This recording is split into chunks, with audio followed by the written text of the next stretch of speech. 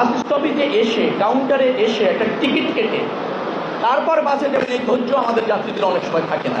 ছুটিটা পাওয়ার পরে তারা কি করেন, মহাসড়কে চলে আসেন, বাস স্ট্যান্ডে আসেন না, গাড়ির জন্য অপেক্ষা করতে চান না, চলন্ত যানে উঠার একটা বড় প্রবণতা থাকে এবং লাখ লাখ যাত্রী। আগামীকাল এবং পরশু আপনি ঈদের আগের দিন দেখবেন গার্মেন্টস ছুটি বলে লাখ লাখ যাত্রী চলে আসছে। একেবারে আবদুল্লাপুর থেকে যদি যান একেবারে আপনার চন্দ্রা পর্যন্ত বা টঙ্গী ক্রস করে গাজীপুরের পুরা রাস্তায় লাখ লাখ যাত্রী।